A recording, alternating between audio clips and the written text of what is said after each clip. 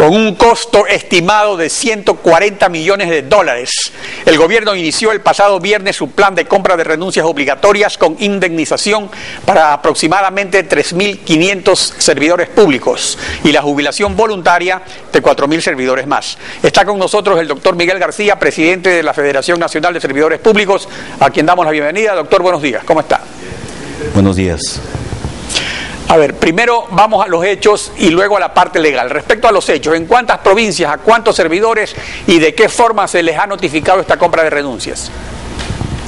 Los hechos arrojan una cifra muy preocupante que irrita a todos los servidores públicos por este acto ilegal. Del dato que tenemos son 3.029 empleados que han sido despedidos de sus puestos de trabajo con notificación realizada el día viernes, y el día de hoy, último día del mes de octubre, aspira el gobierno, dicen, cumplir las 5.000 personas desplazadas, bajo el principio de que les están aplicando una norma que usted sabe, doctor Pinargote, está impugnada en la Corte Constitucional, una norma que no fue aprobada por la Asamblea, como aquí efectivamente tenemos en la 10ª disposición transitoria del presidente de la República en su veto parcial del 3 de septiembre, frente a la negativa de la Asamblea de aprobar el despido intempestivo, incluyó una norma gramaticalmente diferente, pero con los mismos efectos: compra de renuncia obligatoria. Norma que el 29 de septiembre no fue aprobada. En lo que concierne al aspecto jurídico, esta acción se basa en el decreto ejecutivo 813 de julio 7, que reforma el reglamento de la Ley Orgánica de Servicio Público, que había sido dictado el 1 de abril. ¿En qué consiste la reforma que se refiere a la compra de renuncias? ¿Qué es lo que cambia de lo que está aprobado en la ley? En la ley, como consta en este documento oficio número 673 del 4 de octubre del 2010, el secretario general de la Asamblea Nacional le notifica al presidente de la República que el Pleno de la Asamblea en sesión 61, llevada a cabo el 29 de septiembre, trató la objeción parcial de él y que se ratificó en el texto aprobado originalmente, entre otras, la disposición transitoria 10ª, que hablaba de otro tema, y la 10ª que planteó el presidente de la República es en el sentido de que se establezca en las instituciones procesos de compra de renuncia obligatoria. Eso no fue aprobado.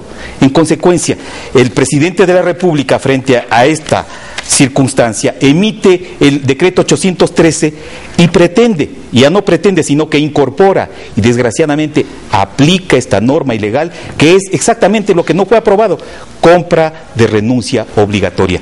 Por eso, doctor Pinargote, nosotros rechazamos de manera enfática las aseveraciones expresadas por el ministro de Relaciones Laborales, porque miente diciendo que existe una norma que le permite aplicar estos despidos, y miente además frente a la categorización de los compañeros que han sido desplazados, tratando de impulsar una idea ante la opinión pública que los que han salido son los indolentes, los deshonestos. Claro, porque eso es otra cosa. Suponiendo que sean los indolentes, suponiendo que sean los que no cumplen su deber, es un premio, pues, comprarles la renuncia y pagarles. Se deben despedir. Eso es lo que le hemos dicho. Para eso hay procedimientos administrativos, pues.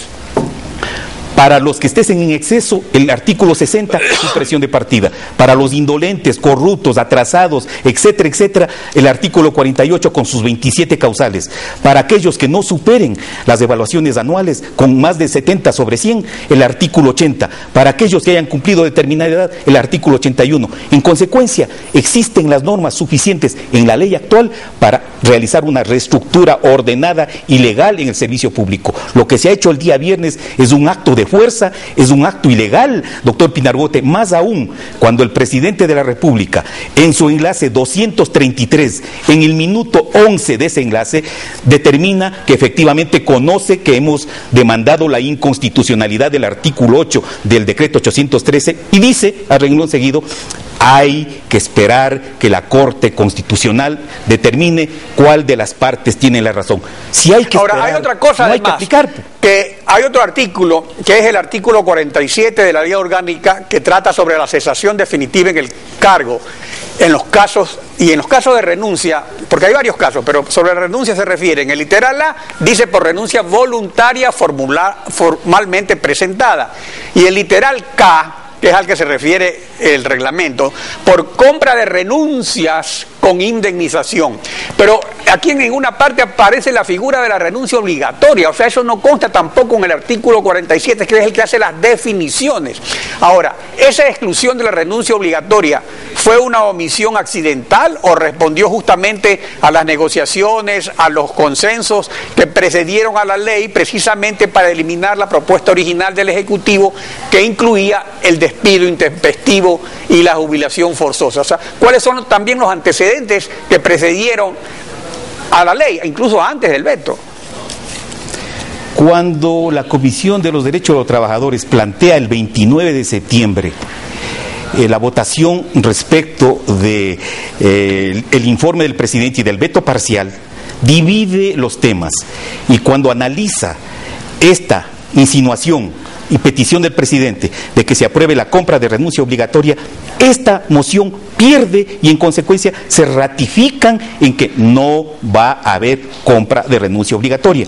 Pero como se había redactado en la suposición de que iba a haber mayoría el 29 de septiembre, en el artículo 47 se insinuaba la posibilidad de incluir, suponiendo que iba a ser aprobado esta compra de renuncia obligatoria incluida en el veto parcial. Pero como le demuestro, con este oficio está ratificándose que no fue aprobado por la Asamblea. En consecuencia, no puede argumentarse, y peor, incluirse una palabra fundamental en el artículo 47, literal K. Dice compra de renuncia, pero olímpicamente el señor ministro de Relaciones Laborales se le ocurre que está por supuesto que es ahora, pero el árbitro de todo esto es justamente la Corte Constitucional. Y este decreto ejecutivo que se dictó a comienzos de julio, ya han pasado 4 meses.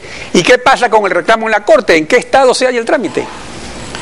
El reclamo fue presentado el 5 de agosto por quien preside, fue calificada la demanda, tenemos la providencia, se le otorgó el 15 de septiembre un plazo de 15 días al señor presidente de la República para que presente la documentación que demuestre la legalidad del 813, concluyó el plazo. En consecuencia, el presidente, en conocimiento de esto, repito, en el enlace 233 determinó que hay que esperar cuál es la suerte de esta demanda y en consecuencia estaba suspendida la aplicación de la norma impugnada. Por eso es que nos irrita que, estando judicializado el reclamo, se vayan por encima de esta instancia jurídica y se esté aplicando a rajatabla una norma que está siendo impugnada y que a todas luces es ilegal, porque aquí está la documentación. El ministro de Trabajo no puede mentir de esa manera, porque el 29 de septiembre, tanto los delegados del Ministerio de Trabajo como los delegados de los trabajadores estuvimos en el Pleno y tenemos la misma documentación que demuestra que la norma compra de renuncia obligatoria no fue aprobada. Pero la Corte debe dar su fallo. ¿En qué tiempo debe estar el fallo de la Corte?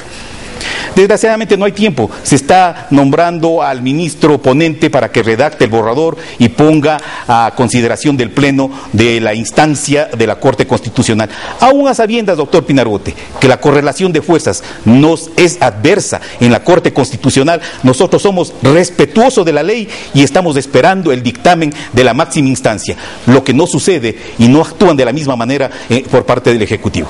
Ahora, hablando de correlación de fuerzas, esta acción del gobierno afecta a aproximadamente 7.500 o más servidores públicos, según la última cifra que usted daba, que es menos del 2% de servidores públicos a nivel nacional. O sea, es la estrategia del gobierno de focalizar sus acciones. Entonces, las acciones que se van a tomar contra esta medida del gobierno, ¿cuentan con el respaldo de todos los servidores o finalmente los afectados quedarán aislados y despedidos?